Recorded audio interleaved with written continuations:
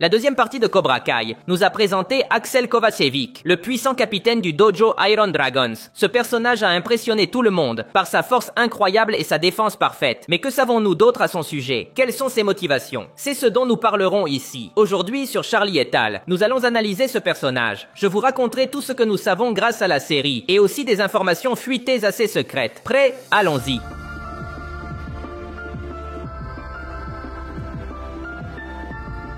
Axel Kovacevic est le capitaine masculin du dojo Iron Dragons. Selon la série, ce dojo a remporté le Sekai Taikai par le passé, et Axel, tout comme sa partenaire, est un champion de premier niveau. La série ne nous précise pas de quel pays est originaire Axel. Bien que le dojo Iron Dragons représente Hong Kong en Chine, il est évident qu'ils ne sont pas asiatiques. Cela s'explique par le fait que le dojo les a recrutés dans différents pays. Axel est un personnage qui, physiquement, a démontré une force gigantesque et une défense impénétrable. Tout au long de la deuxième partie, il a passé les épreuves du Sekai Taikai sans recevoir un seul coup. Sur le plan physique, c'est une véritable bête. Dans l'épisode 10, il affronte Robbie, qui est à son meilleur niveau. Et pourtant, Robbie n'a pas réussi à lui porter un seul coup. Beaucoup décrivent Axel comme un robot, avec une attaque et une défense parfaite. Même les fans l'ont comparé à Ivan Drago, l'antagoniste emblématique de la saga Rocky Balboa. Et la vérité, c'est qu'ils partagent des similitudes évidentes. Tous deux sont des personnages à l'attitude froide et impassible, de grande taille par rapport à leurs adversaires. Et surtout, ils sont manipulés par leurs entraîneurs, comme des robots sans sentiment. Lorsque les Miyagi-Do rencontrent Axel, Hawk dit qu'il semble avoir été créé dans un laboratoire. Rappelons qu'Ivan Drago, dans Rocky IV, était un boxeur qui s'entraînait avec des produits chimiques et était constamment surveillé par une haute technologie, comme un véritable sujet d'expérience. Ces similitudes ne sont pas des coïncidences. Les fans de Cobra Kai savent déjà que cette série aime s'inspirer des films de la saga Rocky. Avec cela en tête, il est assez épique de penser que la série a sa propre version d'Ivan Drago. Cependant, ils ne sont pas des personnages identiques. Ils ne se ressemblent qu'au niveau physique, car émotionnellement, ils sont totalement différents. Ivan Drago était un personnage assez agressif et sûr de lui. En revanche, Axel est un jeune homme insécurisé, avec de nombreuses faiblesses émotionnelles. Concentrons-nous sur la psychologie d'Axel. Bien qu'il soit un personnage très fort, Axel reste un jeune homme, et dans plusieurs scènes, on le voit se faire humilier par son sensei. Dans la deuxième partie, il y a un épisode où il s'entraîne avec le sensei Wolf, et son maître le réprimande pour avoir échoué à un exercice. Le problème était que le sensei Wolf est si agressif qu'il frappe directement Axel, sans gants. Wolf humilie son élève en l'attaquant pour l'éduquer, ce qui est assez triste. Dans l'univers de Karate Kid, nous avons rarement vu ce type de violence envers des adolescents. Peut-être que le moment le plus mémorable fut lorsque John Kreese a étranglé Johnny Lawrence dans le premier film de la saga. La série nous montre davantage la violence subie par Axel. Dans la scène de la plage, il apparaît torse nu et l'on peut voir son dos. On remarque alors qu'il a des ecchymoses assez graves. Axel justifie cela en disant que c'était à cause de la compétition avec des bâtons. Mais Sam lui dit que ce n'est pas possible, car personne n'a réussi à le frapper pendant la compétition. Face à cela, Axel reste silencieux. La réponse claire est que le sensei Wolf l'a frappé avec un bâton à plusieurs reprises. De plus, soulignons que les coups ne sont pas sur ses bras ou ses jambes. Si c'était le cas, on pourrait penser que la blessure est survenue pendant un exercice. Les coups sont sur le dos et au même endroit. Ces coups, Axel les a reçus en guise de punition. Cela montre clairement qu'Axel est constamment agressé physiquement par son maître. Lorsque Sam s'en rend compte, elle dit à Axel qu'il existe d'autres méthodes d'enseignement, mais il lui répond que son sensei est le meilleur, car grâce à lui, il ne perd jamais. Cette phrase nous en dit long. Axel croit sincèrement en son sensei. Il l'admire et accepte ses décisions même si elles le blessent. C'est assez courant chez les victimes de violences. Cela arrive souvent aux femmes battues par leur mari, mais qui défendent malgré tout leur agresseur. Cela se produit parce que l'agresseur parvient à faire en sorte que la victime développe une dépendance émotionnelle envers lui. En d'autres termes, la violence psychologique atteint un point où la victime justifie les agressions comme étant nécessaires. Axel souffre de quelque chose de similaire. Il est comme un enfant qui justifie que son père le frappe. Malheureusement, Axel place son sensei sur un piédestal. Alors il ne s'opposera jamais à lui. Il pense que les coups qu'il reçoit sont pour son bien. Un autre détail est qu'Axel manque de confiance pour exprimer ses idées. Sam lui fait un compliment en disant que son dojo est génial. Axel répond au compliment en disant que Miyagi-Do est également bon. Mais si l'on regarde bien, il le fait en bégayant. Malgré sa grande taille et sa force, Axel est très nerveux lorsqu'il s'agit d'exprimer ses idées. Cela est sûrement dû au fait que dans son environnement, il n'a pas l'habitude de donner son avis. On voit qu'il suit aveuglément les ordres de son sensei. Par conséquent, l'opinion d'Axel n'a pas de valeur. En plus de tout cela, Axel est un personnage très limité dans ses interactions sociales. En d'autres termes, il a rarement l'occasion de se faire des amis, ou, encore moins, d'avoir une petite amie. Nous le savons parce que, dans la scène de la plage, Axel refuse d'abord de parler à Sam, car son sensei lui interdit de parler aux autres dojos. Nous pouvons également mentionner le fait qu'Axel Axel tombe facilement amoureux de Samantha. Dans l'épisode 8, nous avons vu Axel partager un moment amical avec Sam, et il l'a complètement mal interprété. Il a même essayé de l'embrasser. Cela montre clairement qu'Axel n'est pas familier avec les interactions romantiques. Il n'a probablement jamais eu de partenaire. Et cela va encore plus loin lorsqu'Axel devient obsédé par Sam, au point d'être jaloux de son petit ami, Miguel. Dans plusieurs scènes, Axel observe Miguel avec un regard meurtrier et ne le cache pas du tout. Axel est un personnage extrêmement toxique, qui ne comprend pas les règles de base du romantisme, car il ne les a jamais expérimentées. Le personnage a environ 18 ans, mais en matière de relations sociales, il semble en avoir 14. Rappelons-nous de Miguel des premières saisons, lorsqu'il était jeune et se comportait de manière toxique et insécurisée. Nous sommes tous d'accord pour dire que Miguel a mûri et ne se comporte plus ainsi. Axel, en revanche, a encore une mentalité émotionnelle de 14 ans. Tout cela à cause des terribles limites et agressions de son sensei. Malheureusement, la série ne nous raconte pas grand-chose sur l'enfance d'Axel, mais elle nous dit qu'il s'entraîne depuis toujours. Il mentionne avoir voyagé en Thaïlande, au Japon, en Chine, en Malaisie, en Inde et dans toute l'Europe. Cela montre qu'il a passé toute sa vie à concourir, ce qui explique pourquoi il voyage autant. Il n'a donc pas eu une vie normale. Revenons à la comparaison avec Ivan Drago. Bien que les deux personnages partagent des caractéristiques physiques, ils sont très différents sur le plan émotionnel. Ivan Drago était un homme très sûr de lui. Certes, il était contrôlé par le gouvernement, mais Drago agissait en grande partie de son propre gré. À la fin du film, il n'a pas hésité à se lever contre son propre leader, lorsque ce dernier l'a manqué de respect. Rappelons également que dans Rocky IV, il a tué Apollo Creed, et ne s'est à aucun moment montré désolé. Il s'est même comporté de manière impitoyable, lorsqu'Apollo est tombé. Drago aimait ce qu'il faisait. C'était un personnage avec de la méchanceté en lui. En revanche, Axel est un bon garçon. Il n'a pas de méchanceté dans le cœur.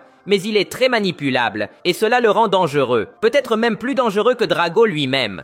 À ce stade de la vidéo, je veux parler de ce que nous verrons dans la 3e partie de la saison, et vous montrer des informations fuitées. Si vous ne voulez pas de spoiler, je vous recommande de passer cette partie de la vidéo. Dans la partie 3, Robbie reprendra son combat en demi-finale contre Axel, et petit à petit, il réussira à égaler son niveau. En fait, Netflix a publié un petit extrait, où l'on peut voir Robbie réussir enfin à lui donner un coup de pied au visage. Face à cela, le sensei Wolf prendra une décision sombre. Il donnera l'ordre à Axel de briser la jambe de Robbie, et Axel obéira à cet ordre.